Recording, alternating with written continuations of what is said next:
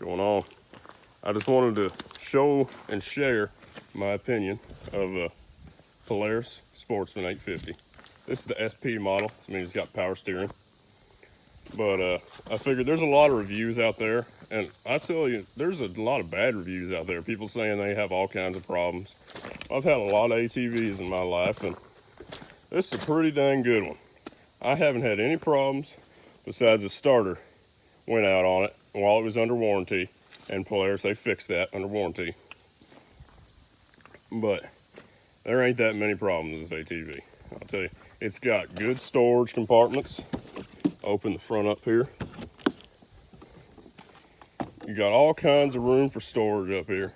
Pretty decent. Get a lot of stuff in there. And then you have storage in the back. Again, not too bad. I mean, they could have put more storage room in here by just widening this out, because there's plenty of room for everything. But, you know, it is what it is. It's all right. I find that really useful, actually. Now, the stock tires you get on this ATV, which these are not stock, these are Maxxis Bighorn tires. But the stock tires you get, they're not that great. I replaced them pretty fast because they are skinny. They not that much traction. They're not great tires. Tell you that. So I think they're a little overpriced machine for the crappy tires you're getting. But once you replace those tires, this machine's pretty great. I have hauled big loads. I pull a horse drag with it to drag up pastures. I've pulled trailers with hay on it. I haul out deer corn on it and everything. It's pretty good for that. It has a lot of power, that 850. Now, something I wish they'd included is that third brake light goes right here. You don't get that unless you get some special edition, which is crazy. And something about these Polaris, the parts, they're pretty expensive parts. Tell you that. They are pretty expensive parts. They want, for this inner storage part, they want $200.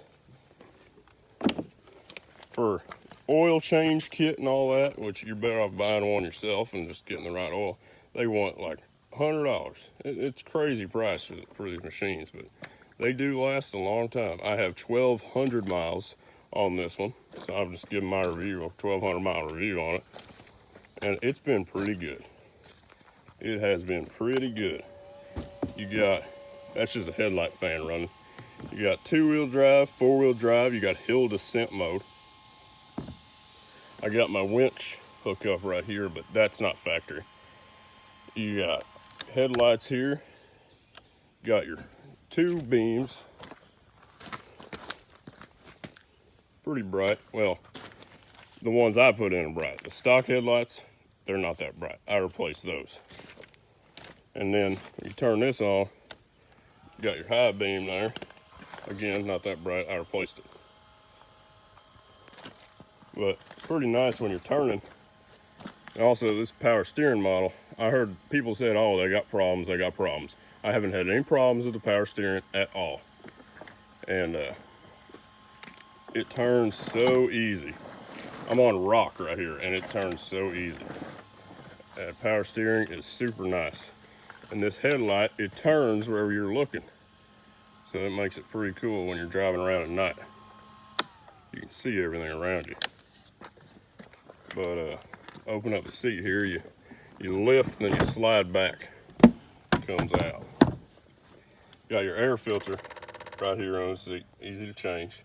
Silly thing though, your air intake is right here.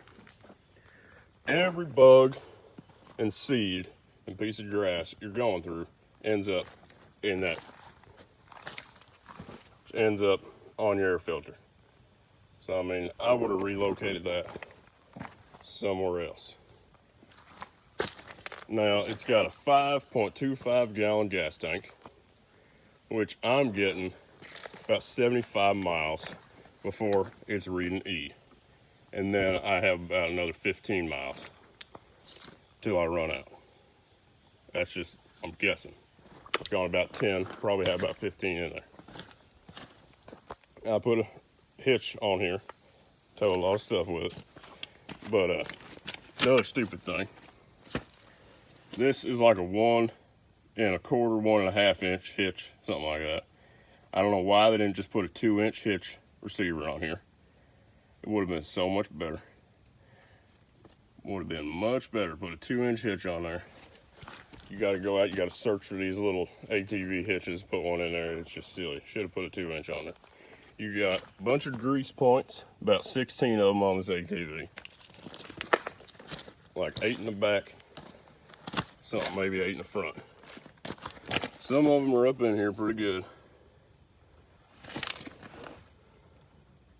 Gotta find them. But only takes about 30 minutes to grease all of them. Should always keep them greased. That's something on my other 4-wheeler. I think I always run out of oil. This thing, it keeps oil in it till you need to change your oil. It does not burn oil, which is real nice. You can go a long time without having to change oil, 100 hours. Pretty good. I got the hand drips up here. Something about the hand drip though, from the factory, this one, it ain't even high enough for your hand. It needs to be way higher and it doesn't go any higher. That's pretty silly. But, really nice ATV. Front bumper though, it's hollow. It's hollow there, it's hollow here. This is tubing, solid tubing, but the rest of it's hollow. It's only good for brush. Don't hit any big things in it because it won't handle it. It will bend. You hit big stuff in it.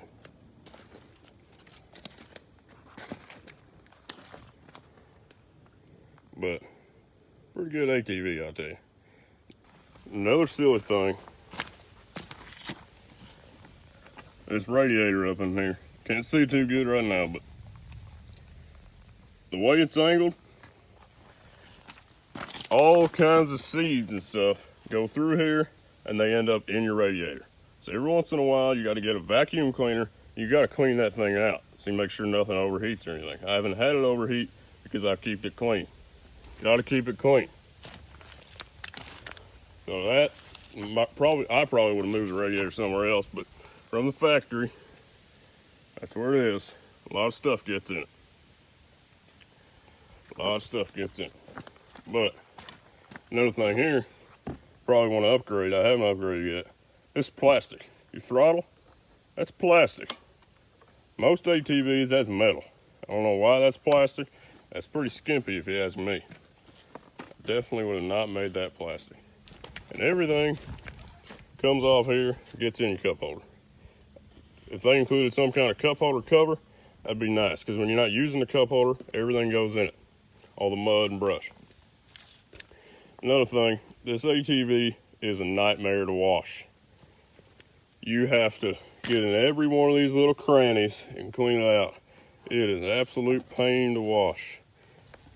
Hard to wash, that's for sure. I wouldn't use a pressure washer on it. Use a pressure washer under here and stuff, but don't use pressure washer on these decals, they might come off. So you're gonna wanna use just soap, water, and a sponge or something.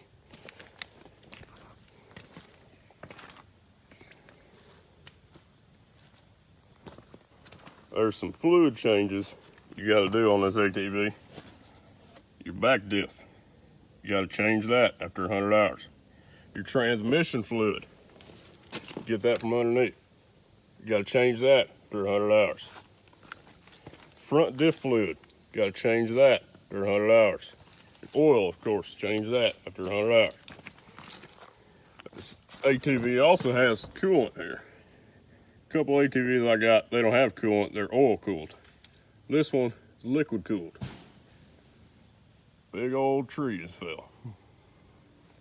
So, you know, every once in a while, I mean, it's not nothing to worry about right away. It takes a long time, but you will have to replace this coolant.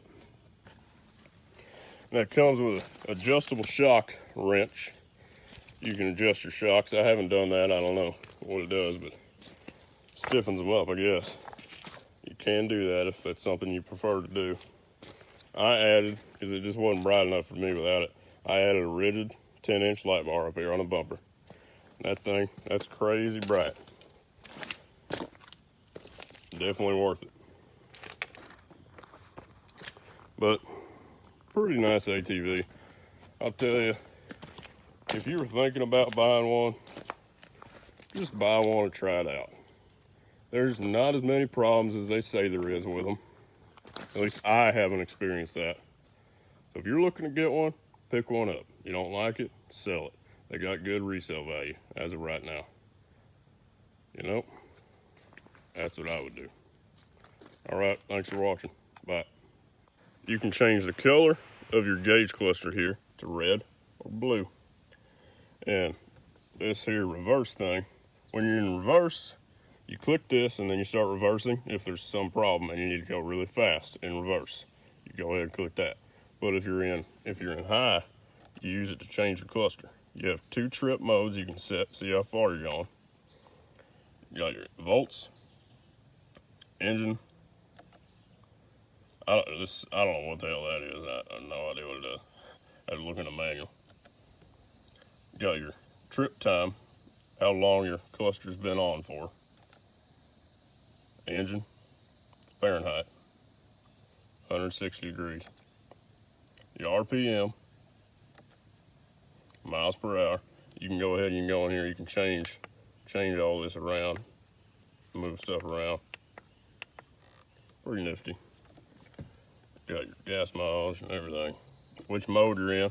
Now when you change 4-wheel drive, 2-wheel drive, you see these little tires here, they'll change.